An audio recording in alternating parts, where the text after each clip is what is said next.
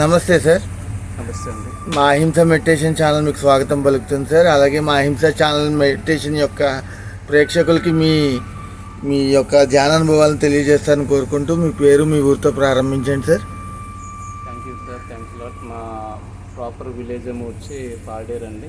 Okay. Paderu టౌన్లో ఉంటాం మేము. నాకు 2000. మీ పేరు సార్? సార్ నా పేరు కేఎస్ ఆనంద్, కురస సత్యానంద్. ఓకే. మేము 2008లో ధ్యానంలో రావడం జరిగింది సార్. ఓకే. ధ్యానంలోకి రాకుండా ముందు చాలా నాకు డిప్రెషన్స్ ఉండేవి. మానసికమైన ఒత్తిళ్ళు, శారీరకంగా హెల్తీగా లేకపోవడం, అనారోగ్యంగా ఉండేవాడిని. అలానే కాకుండా ధ్యానంలోకి రాకుండా ముందు ఏకాగ్రత లేకుండా పోవడం, ఆత్మవిశ్వాసం లేకుండా పోవడం, ఇలా ఇవన్నీ నాకు లేకుండా చాలా అస్తవ్యస్తమైనటువంటి జీవితంతో గడుపుతూ ఉండేవాడిని. నాకు 2000 అంతకుముందు నేను 2008లో రాకుండా ముందు ధ్యానం అన్నది నాకు తెలియక నేను సతమతం అయ్యేవాడిని. 2 టైమ్స్ సూసైడ్ అటెంప్ట్ చేసుకోవడానికి కూడా నేను ప్లాన్ చేసుకున్నాను. అయితే ఈ సూసైడ్ అటెంప్ట్ చేసుకుందాము అనుకున్న లోపు మా అమ్మ గుర్తించేది. అమ్మ వంక గుర్తు చేసుకొని నేను అప్పుడు అనుకునేవాడిని, ఒక్కసారి నేను డిసిషన్ తీసుకొని చచ్చిపోతే మా అమ్మ జీవితాంతరం పుత్రశోకంతో ఏడుస్తూ గడుపుతుంది కదా. నేను చనిపోయి మా ఇంట్లో నలుగురిని నేను బాధ పెట్టిన వాడిని అవుతాను. నేను బ్రతుకుంటే లోక కళ్యాణం కోసం నేను మంచి కార్యక్రమాలు చేసుకుంటూ ముందుకెళ్ళే అవకాశం ఉంటుందేమో అనుకొని నేను ధ్యాన పరిచయం 2008లో అయింది. అయిన తర్వాత నాకు చాలా ప్రాపంచికంగా, ఆధ్యాత్మికంగా మంచి అనుభవాలు వచ్చాయి. నేను ధ్యాన పరిచయం జరిగింది నాకు విశాఖపట్నం సభవరం మండలంలో government high school teacher Venkat గారు, మండల సముద్రం వాళ్ళ అబ్బాయి దేవుడు బాబు గారు నాకు ధ్యాన పరిచయం చేసింది. అంటే నిత్య జీవితంలో ఒక మానవుడికి కావాల్సింది మానసిక ప్రశాంతత, ఏకాగ్రత, దృఢ సంకల్పం, ఆత్మవిశ్వాసం. ఇలా ఉన్నప్పుడు జీవితానికి ఒక విలువ ఉంటుంది. ఇలా ఉన్నప్పుడే మనిషి ఉన్నత శిఖరాలకు అధిరోహించగల శక్తి ఉంటుంది.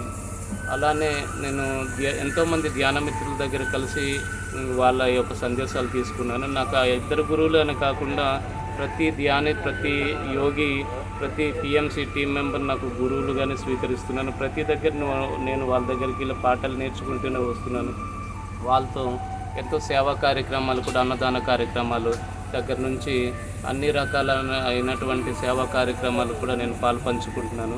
నా జీవితానికి ఒక మనిషికి మానసిక ప్రశాంతత, శారీరక ఆరోగ్యం, ఏకాగ్రత, దృఢ సంకల్పం, ఆత్మవిశ్వాసం ఉన్నప్పుడు, ఇలా ఉన్నప్పుడే మనిషి ఉన్నతమైనటువంటి శిఖరాలకు అధిరోహించగల శక్తి ఉంటుంది. కాబట్టి ఇదే కదా మనిషి జీవితానికి ఉంటే ఈ అందం, ఆనందం, పరమార్థం ఉంటుంది అని చెప్పేసి అనుకొని నేను ఇదే నా జీవితానికి ఇదే కావాల్సింది కదా అని చెప్పేసి నేను ఎన్నుకొని ఈ ధ్యానాన్ని నేను కొనసాగిస్తూ ఇంకా జీవితాంతం ధ్యానమే నా జీవితం, ధ్యానమే నా ఊపిరి, ధ్యానమే నాకు అంకితం అని నేను ఈ అహింస అనే ఈ ఎజెండాని ఇంకా ముందుకు తీసుకెళ్ళాలి.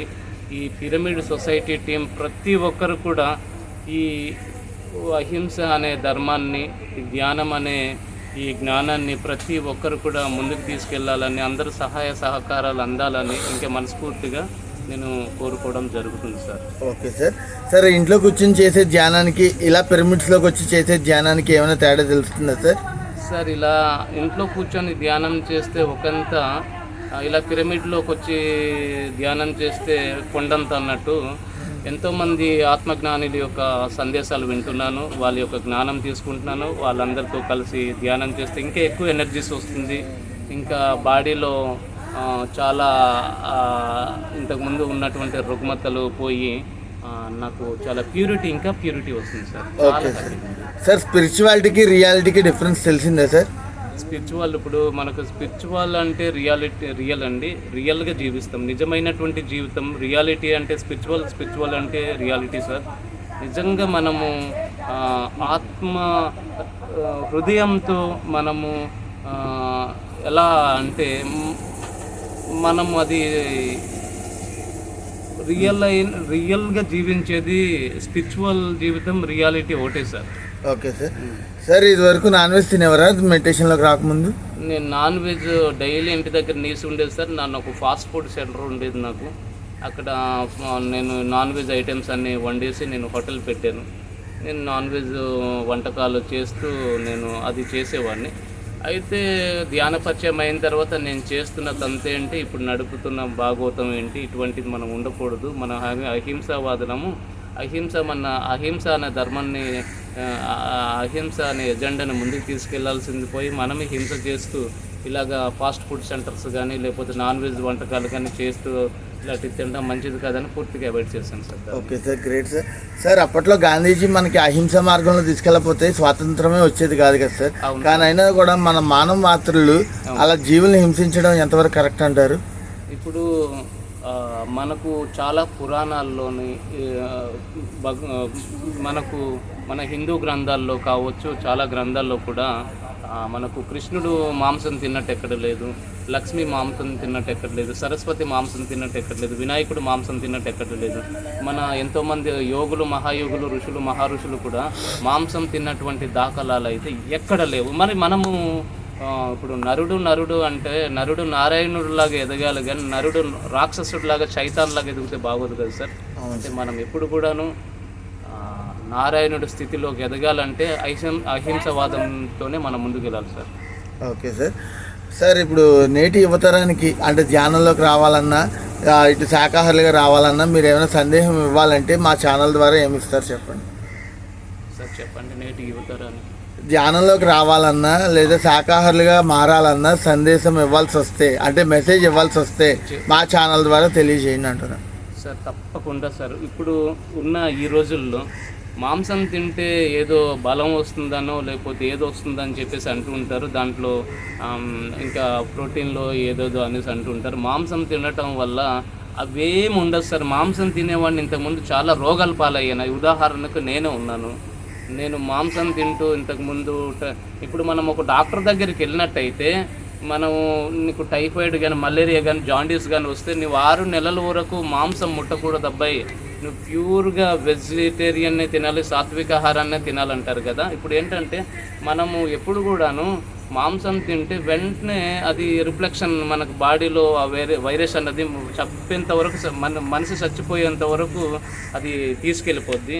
వాళ్ళు డాక్టర్సే మనకు ఇప్పుడు సజెషన్ చేస్తున్నారు. ప్రతి ఒక్కరు కూడా టైఫాయిడ్, మలేరియా, జాండీస్ వచ్చినప్పుడు మీరు మాంసం వదిలేయండి అమ్మా, మీరు ఆరోగ్యంగా ఉంటారు, మేము ఇచ్చిన వ్యాక్సిన్ బాగా పనిచేస్తుందని చెప్పేసి వాళ్ళు చెప్తున్నారు. వాళ్ళనే కాకుండా మాంసం తినటం వల్ల రోగాల పాలవుతున్నాం. రోగాల పాలు అవ్వడమే కాకుండా ఈ మనకున్నటువంటి ఈ హడ్సెట్ వర్గాలైనటువంటి గుణాలు కూడా, లోభము, మోహము, మదము, మాచల్యం లాంటి గుణాలు కూడా వాళ్ళల్లో ఎక్కువ ఉండి విచక్షణ జ్ఞానం కోల్పోయి జంతువుల్లో ప్రవర్తించే వాళ్ళండి. మాంసం తింటే ఖచ్చితంగా వాళ్ళు జంతువుల్లాగే ప్రవర్తిస్తారు. ఎప్పుడైతే శాకాహారులుగా తయారయ్యి శాకాహారం తింటారో నరుడు నారాయణుడికి ఎదిగే స్థితి శాకాహారం sir. Okay sir, great sir. Sir ఇప్పుడు దాకా ఏమైనా శాకాహార ర్యాలీలో పాల్గొన్నారా? నేను పాల్గొన్నాను సార్. ఎన్ని చేశారు సార్ ఇప్పుడు దాకా శాకాహార ర్యాలీలో? అయితే సార్ నేను చేసింది అలా అప్రాక్స్గా నెంబర్ చెప్పండి సార్. నేను ఒక 5 చేశాను సార్. Okay sir.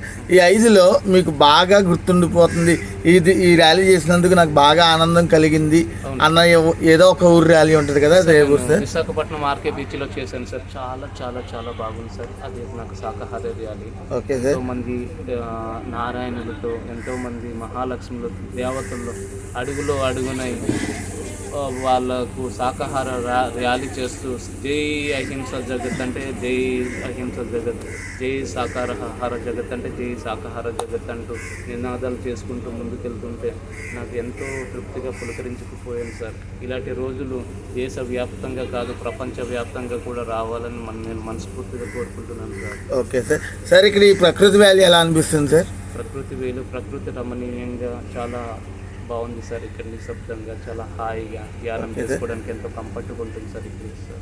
ఇక్కడ సదుపాయాలన్నీ ఎలా అనిపిస్తున్నాయి? Well and good sir. చాలా చాలా బాగుంది సార్. ఈ సదుపాయాలు ఇక్కడ ఇంత ఇంటీరియల్ ఏరియాలో కూడా, ఈ అడవుల్లో కూడా ఇంత చక్కగా సదుపాయాలు ఇచ్చినటువంటి రాయ్ జగపతిరాజు గారు కూడా నా హృదయపూర్వక ధన్యవాదాలు. ఇక్కడ అలాగే చాలామంది మన సొసైటీ టీమ్స్ అన్నదాన కార్యక్రమాల దగ్గర నుంచి అన్ని రకాల సేవా కార్యక్రమాలు చేస్తున్నారండి.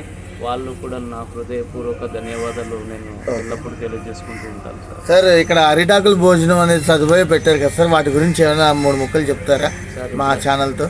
సార్ ఇక్కడ అరిటాకుల భోజనాలు అంటే ఈ రోజుల్లో అరిటాకు భోజనాలు చాలా చాలా అంటే అరిటాకులు అరటి చెట్లు చాలా అరుదుగా ఉంటుంది. ఎక్కడో వేసుకున్నది ఎక్కడో సుదూర ప్రాంతాల నుంచి కూడా ఇక్కడ తల నుంచి అరిటాకులు తెచ్చి అరిటాకు భోజనాలు పెట్టినటువంటి రాయి గజపతిరాజు గారికి, అలాగే ఇక్కడ కమిటీ మెంబర్స్కి, ఇక్కడ మరి టీఎంసీ టీమ్స్కి, ఎల్లవేళలా ఇక్కడ వచ్చినటువంటి ధ్యానులందరూ కూడా ఆత్మ